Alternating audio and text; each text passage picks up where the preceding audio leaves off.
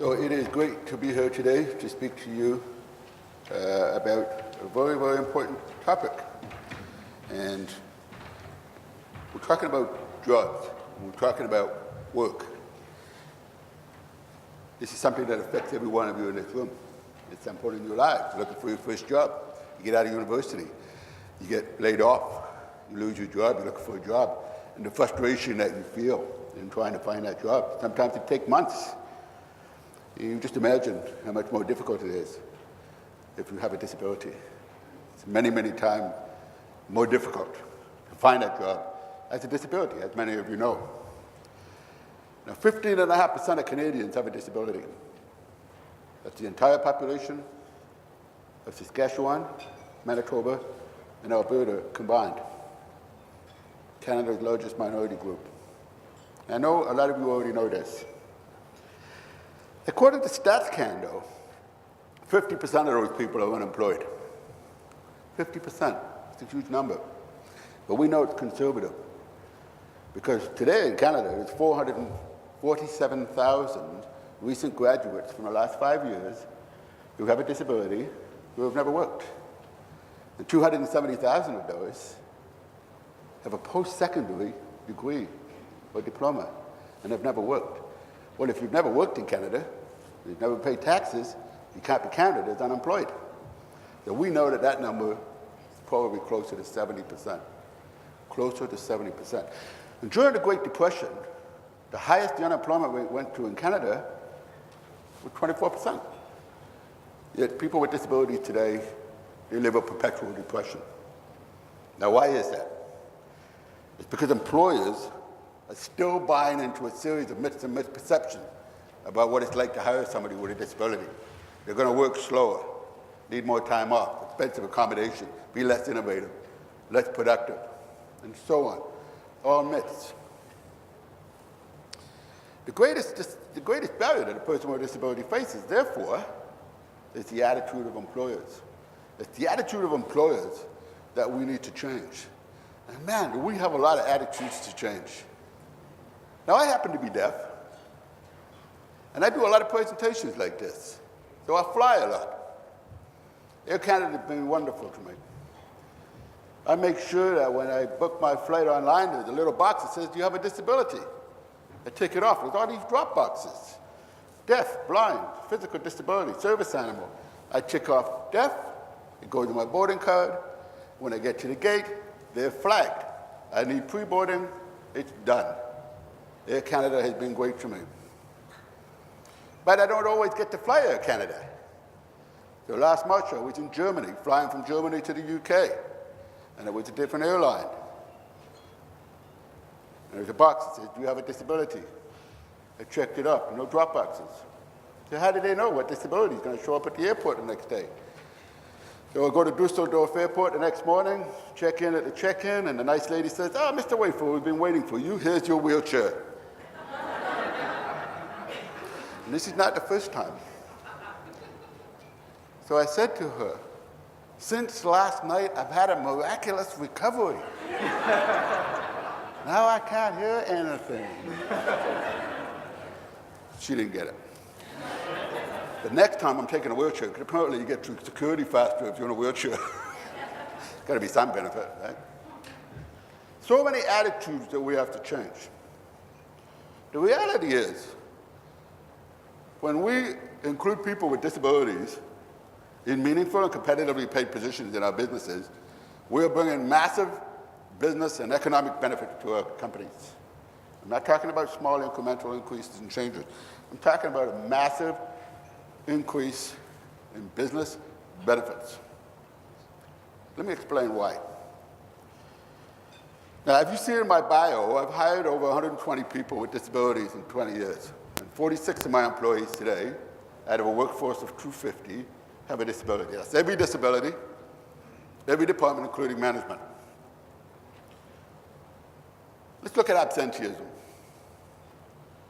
My 46 employees who have a disability have an absenteeism rate 85% lower than the 200 who don't.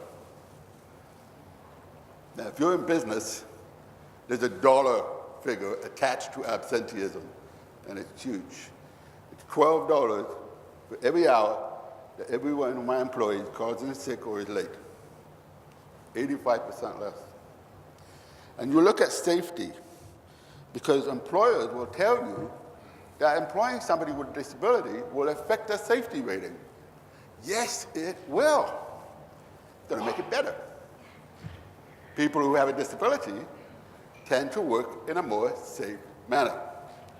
I, as a deaf person, can't run across the street without looking. I can only feel the TTC bus. I can't hear it. It's usually too late at that point. So deaf people tend to be more aware of their surroundings. An employee who's in a wheelchair, who has cerebral palsy, is not going to climb out of that wheelchair and get up onto a rickety stool to get something off the top shelf. No. They're going to get one of you guys to do that. And that's how accidents happen. Accidents happen in the workplace because you break the rules. People with disabilities tend to be less of a risk taker. So safety ratings are enhanced. I'm not just telling you that. I have the proof. In the last 20 years, 122 people with a disability in meaningful and competitively paid positions, not one WSIB claim has ever been made on one of those employees. Wish I could say the rest about the rest of them. Innovation. Person in a wheelchair.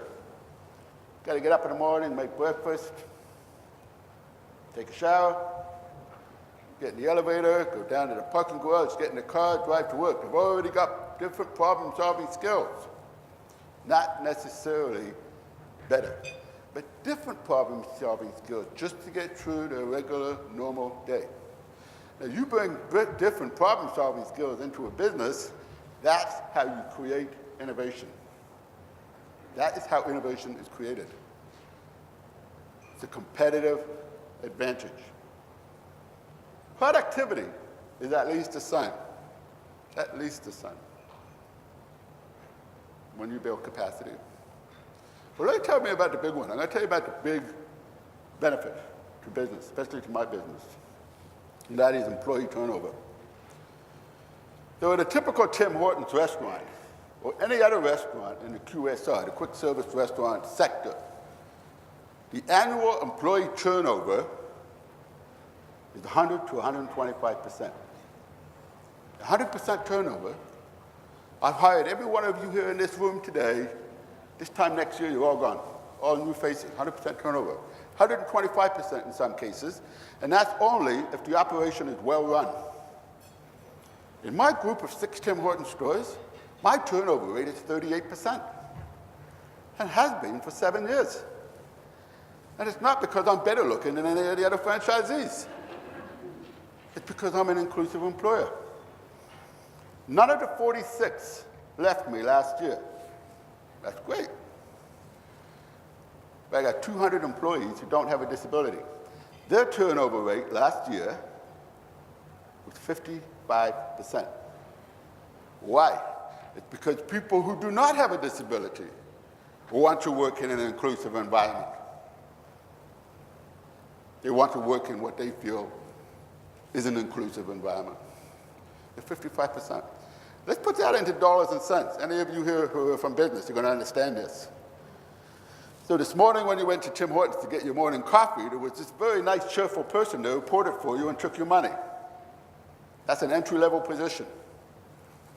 For me to replace that one person who poured your coffee this morning cost me $4,000. $4,000 to replace that one person. Training, advertising, interviewing, new uniforms, last productivity of a new employee versus someone who's been with me for a long time, $4,000. Now, if my turnover rate is 38%, you got to picture this in Toronto. When I look out the window of my Tim Hortons store, what do I see? Another Tim Hortons. We're built on top of each other. So if I'm at 38%, and my colleague across the street, who's doing just as good a job as I am, but is a typical employer and is not inclusive, and has a typical turnover rate, he's at 100%. Who's making more money? I am.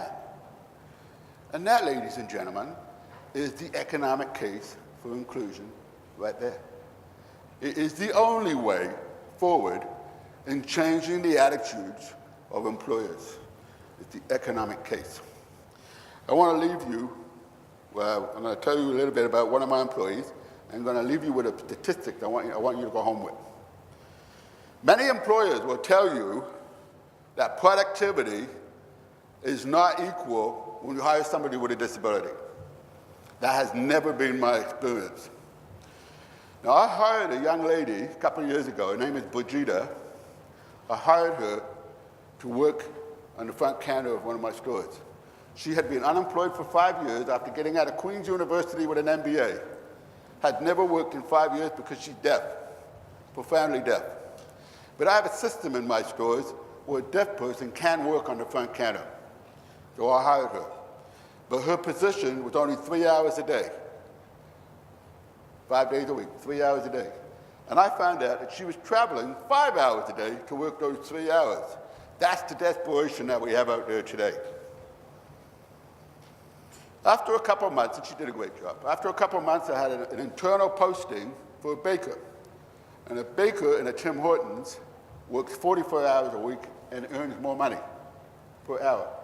But the ovens in a Tim Hortons work on audible warnings. So I said to Bujita, you go in the kitchen and you figure this out. Take an hour, go figure it out. Because I believe in what we call ATP. Ask the person. Don't make a judgment as to what they can or cannot do.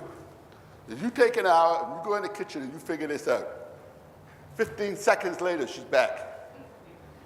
And she says to me, what are the audible warnings for? I said, well, when they go off, it means that the product is ready, you take it out of the oven. She said, well, there's a timer on the oven. What's that for? I said, well, and I'd never thought about it until this, right? I said, well, when it gets to zero, time to take the product out of the oven. She said, okay, I get it. She says, the audible warnings are for lazy bakers. All right, she got the job. Now, she did a great job.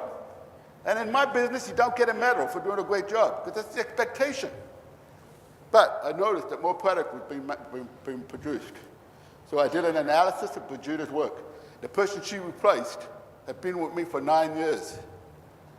Her productivity was 18.4% better than the person she replaced. Productivity.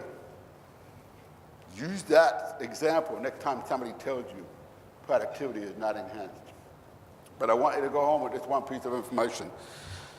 Employers will look at the 15.5% and say to you and say to themselves and say to their senior staff, that's not a big enough demographic for me to worry about. Yes, it is. Because if you take that individual's mom, dad, brother, sister, son, daughter, you are now at 53% of the Canadian population. And that, ladies and gentlemen, is a number no employer in Canada can afford to ignore. Thank you very much.